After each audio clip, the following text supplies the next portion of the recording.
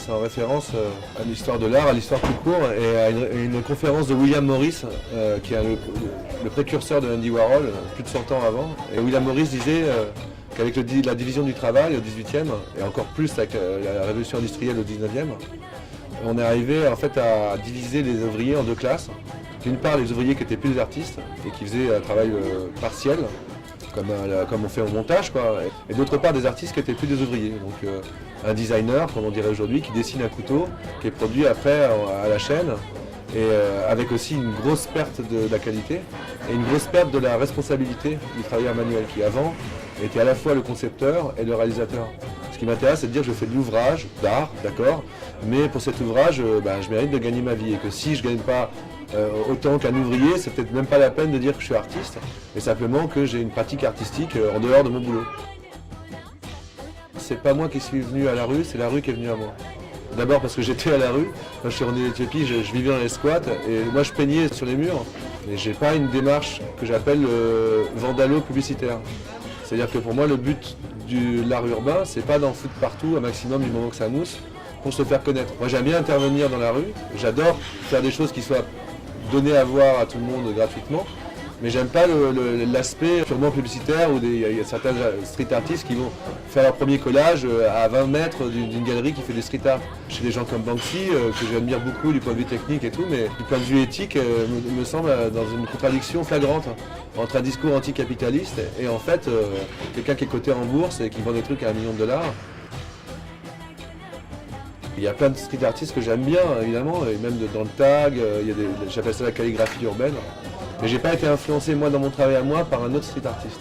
J'aime beaucoup Jérôme Ménager, et j'aime beaucoup Paella aussi, Paella Chimicos, les frigos. Moi, c'est un peintre que j'aimais beaucoup et qu'on m'a présenté au tout début quand j'ai commencé à faire du pochoir.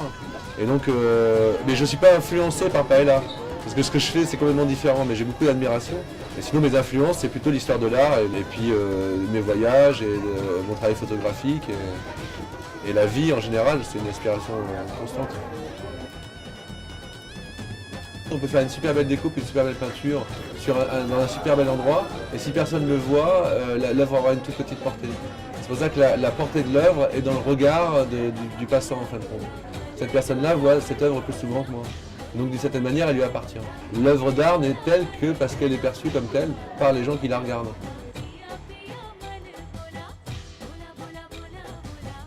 Alors en fait là, j'ai fait une œuvre composite, un paysage, qui est composé d'une chaîne de montagnes, donc plus ou moins himalayesque, et un début de forêt. Et aujourd'hui, en direct, je m'apprête donc à animer ce paysage en y incorporant un personnage, une sorte de métaphore de l'âme, en fait, selon Platon.